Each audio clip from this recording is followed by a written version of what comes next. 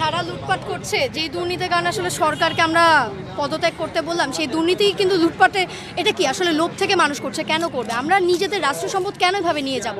লুটপাট করা, এভাবে একজন আরেকজনের উপর অ্যাটাক করা, এক দল আরেকজনের উপর বিক্ষোভ করা, আমরা দেখছি বিভিন্ন ইভেন এমনকি শিল্পীদের উপরও অ্যাটাক করা হচ্ছে। বলা হচ্ছে যে শিল্প চর্চা করা যাবে না। কেন বলা হবে? শিল্পের মাধ্যমেই তো আমরা এভাবে আমাদের প্রতিবাদগুলো প্রকাশ করছি। শিল্পকে তো এভাবে কোনো দল, কোনো বিদ্বেষ, বৈষম্য তো আসলে করা উচিত নয়। আমরা কোনো দলকেও সাপোর্ট করতে চাচ্ছি না, আমরা চাই সবাই মিলে একসাথে থাকতে।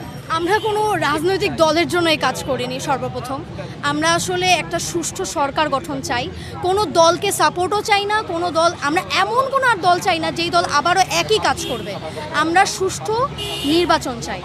আমরা আমাদের আগামীর বাংলাদেশ অবশ্যই সুশৃঙ্খল চাচ্ছি, যেখানে ন্যায় থাকবে, যেখানে মানুষ ন্যায়ের জন্য কথা বলবে, ন্যায়ের জন্য আমরা সবাই লড়বো। আমাদের আন্দোলনটা কিন্তু এই কারণে করা হয়েছে এবং আমরা বৈষম্য বিরোধী আন্দোলন শুরু করেছিলাম। তো আমরা চাই আমাদের এই নতুন বাংলাদেশে যেন কোনো ধরনের বৈষম্য করা না হয়। আমরা আমাদের বাংলাদেশের হিন্দু, মুসলিম, বৌদ্ধ, খ্রিস্টান, আদিবাসী আমরা সবাই একসাথে মিলে থাকতে চাই এবং কোনো ধরনের বৈষম্যতা আমরা চাই না। আসলে আন্দোলনের সফলতা কিন্তু এখনও পুরোপুরিভাবে আসলে বলতে পারছি না, কারণ এখন আমাদের আসলে হয়তো সরকার পতন হয়েছে, কিন্তু এখন আমাদের নতুন করে রাষ্ট্রটা সংস্করণ করতে হবে। আমাদের সবাইকে যে যার জায়গা থেকে এখন এগিয়ে আসতে হবে। আসলে সবাইকে যে যার জায়গা থেকে ন্যায় নীতিভাবে চলতে হবে। আমরা কাউকে কিন্তু এভাবে এই যে একজন আরেকজন দলকে, বিপক্ষ দলকে অ্যাটাক করছে, এটা কেন হবে? কেন এভাবে লুটপাট হবে?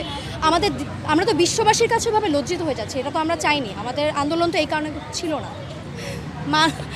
সবাই তো তাহলে দেখা গেল যে শেখ হাসিনাকে যে কারণে আমরা আসলে পদত্যাগ করতে বললাম, সেই লোভ, সেই দুর্নীতি যদি মানুষ করে এভাবে লুটপাট করে, তাহলে তো এটা খুবই খারাপ হয়ে গেল। তাহলে আমরা কী কারণে এই আন্দোলনটা করলাম? এটা তো আসলে করা যাবে না। তাই আসলে আমাদের সবাইকে এইভাবে এগিয়ে আসতে হবে। দেখেন, আমাদের কিন্তু অনেকেই এগিয়ে আসতেছে।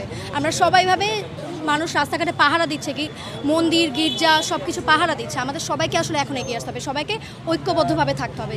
আমরা যেমন আন্দোলনে ঐক্যবদ্ধতার কারণে কিন্তু আসলে আমরা এই পদত্যাগ বা যেটাই বলেন, আমরা যেই স্বাধীন বলতেছি আমাদের বাংলাদেশটাকে নতুন করে বিজয়, এটা কিন্তু ঐক্যবদ্ধতার কারণে আমরা পেরেছি। আমাদের আবারও ঐক্যবদ্ধতার মাধ্যমেই দেশকে সংস্করণ করতে হবে, এটাই আসলে আমরা চাই। আমার মনে হয় না আসলে এটা শুধু ছাত্রদের আন্দোলনটা, কি শুধু ছাত্রদের? আমাদের সবার না, ছাত্ররাই তো শুরু করবে। এর আগেও মুক্তিযুদ্ধের সময় ছাত্ররাই শুরু করেছে। তরুণরা ইন্সপিরেশন হিসেবে কাজ করে, কারণ তারাই আসলে শুরু করে, কিন্তু আমাদের সবাইকে এগিয়ে আসতে হবে এখানে।